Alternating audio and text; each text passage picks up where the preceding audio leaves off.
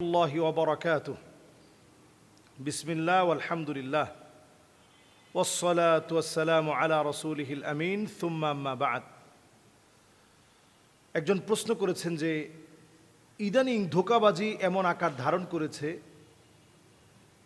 দেখতে পাচ্ছি পানিতে ডুবে মারা যাওয়ার পর বাচ্চার গায়ে তেল মেখে লবণ লাগিয়ে জীবিত করার চেষ্টা চলছে। সাপে কাটার পর দুধ ঢেলে কড়াই এনে হাজির করে বাচ্চাকে জীবিত করার চেষ্টা চলছে। সতর্ক হওয়া প্রয়োজন। আসলে এই সংবাদটি আমরা ইদানিং দেখছি, এই কয়েক দিনের ভিতরেই এই জাতীয় দুইটা ঘটনা ঘটে গেছে। একটা হচ্ছে পাবনায়, আর ইদানিং দেখছি আরও একটি ঘটনা এমন ঘটেছে, সাপে কাটার পর ওই বাচ্চার শরীরে সাপে কেটেছে, বাচ্চা মারা গেছে, তাকে কবরস্থ করা হয়েছে। কবর দেওয়ার পরও কিছু লোক, তাদের মনের ধারণা যে সে বেঁচে আছে, উজা কবিরাজ ডেকে এনেছে। এই উজা কবিরাজ মিলে কলসে কলসে দুধগুলো সেখানে ঢালা হয়েছে এবং একটা কলা গাছ কবরের উপরে পুঁতি দিয়ে 7টি করার মধ্য থেকে 5টি করা ওইখানে রাখা হয়েছে। এবং ধোঁকাবাজি কিভাবে হয় দেখুন। 5টি করা রেখে বলা হচ্ছে যে আর 2টা করা বাকি আছে, এটা খুঁজে আনতে হবে। এই খুঁজে আনতে গেলে একটা মোটা অঙ্কের টাকা দিতে হবে। সেখান থেকে টাকা নিয়ে করাও শেষ, আর টাকা নিয়ে উধাও হয়ে গেছে, তাকে আর খুঁজে পাওয়া যাচ্ছে না। হাজার হাজার মানুষ এই দৃশ্য দেখার জন্যে, মুসলিম হওয়ার পরেও তারা ভিড় করছে। হাজার হাজার মানুষ একটুখানি দেখবে যে কিভাবে মানুষটা জীবিত হয়।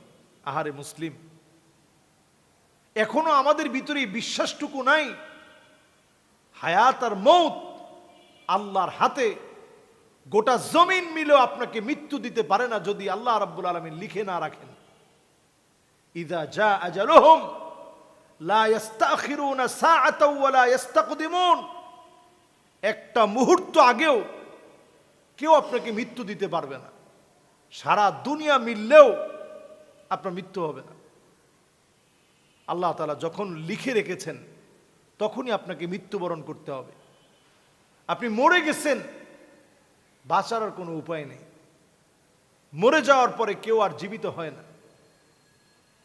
কোরআনুল কারীম আল্লাহ রাব্বুল আলামিন বলছেন, আইনামা তাকুনু ইউদরিকুমুল মাউত ওয়ালাউ কুনতুম ফি বুরুজিম মুশাইয়াদাহ। আপনি যদি পাথরের ভিতরেও থাকেন, লোহার ভিতরে অবস্থান করেন, গুহার ভিতরে নিজেকে যদি আটকেও রাখেন, এমন প্রাচীর, এমন দেওয়াল, এমন কাঁচ আপনি ফিট করলেন যে সামান্য একটু বাতাস সেদিক দিয়ে ঢুকতে পারে না, তারপরও আপনি দেখবেন নির্দিষ্ট সময় যখন আসছে গ্লাস ফেটে যাবে, চৌচির হয়ে যাবে, মৃত্যুবরণ আপনাকে করতেই হবে। এই মৃত্যুকে কেউ আটকাতে পারে না।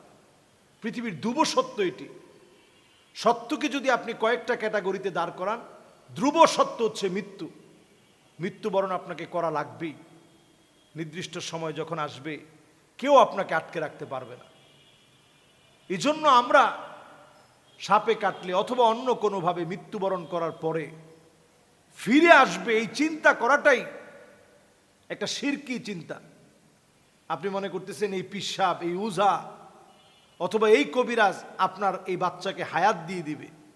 হায়াত এবং মৌতের মালিক আল্লাহ সুবহানাহু ওয়া তাআলা। শিরকটা এত মারাত্মক, আসগার এত মারাত্মক, আকফা মিন দাবিবিন নামল। অন্ধকার এক রাত্রিতে, ফি লাইলাতিন যালমা, গুটগুটে অন্ধকার আমাবস্যার রাত্রিতে, একটা কালো অন্ধকার আচ্ছন্ন পাহাড়ের ভিতরে একটা কালো পিপিলিকা যদি বসে থাকে, এর উপরে পা দেওয়া যেমন সহজ, শিরকের ভিতরে পা দেওয়া এর চাইতে বেশি সহজ। এই জন্য শিরকের ভিতরে প্রতিনিয়ত মানুষ পড়ে যাচ্ছে।